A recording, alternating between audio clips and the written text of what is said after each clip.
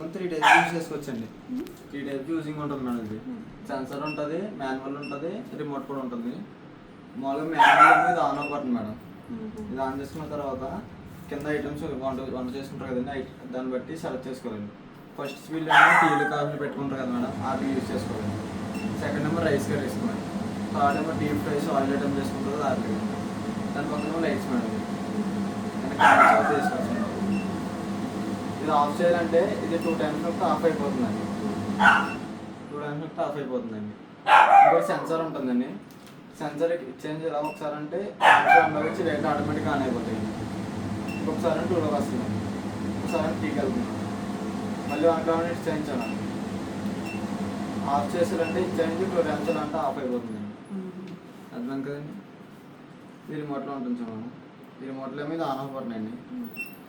On చేసుకుంటే of చేసుకోవడానికి, speed plus speed పెంచుకోవడానికి అండి, మైనస్ అని తగ్గించుకోవడానికి అండి.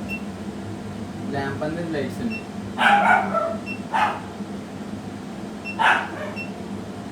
హీట్ క్లీన్ ఉంది కదా మేడం. హీట్ క్లీన్ అంటే ఆటో క్లీన్ అండి. ఆటో క్లీన్ అంటే మీకు లోపల ఉన్న ఆయిల్ అంతా కింద ట్రేలోకి పంపిస్తుందండి.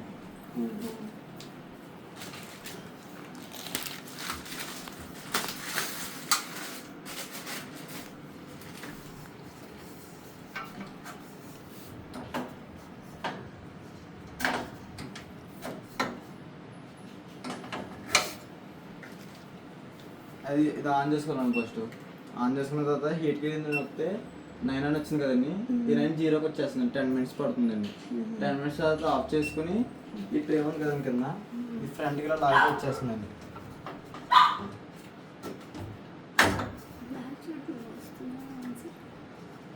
లాగు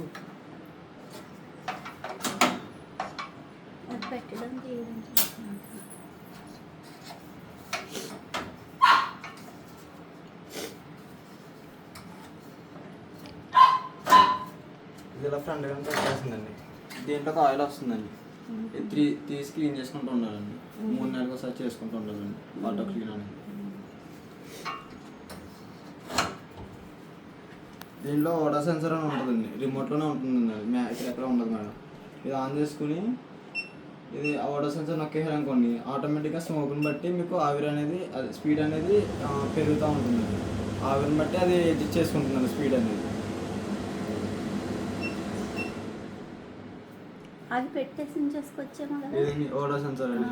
అది పెట్టేసి అంటే రిమోట్లోనే ఆన్ చేసుకోవాలి. మీరు ఆన్ చేసుకున్నప్పుడు దీంట్లో నొక్కోవాలండి, అప్పుడే ఆన్ అవుతుందండి.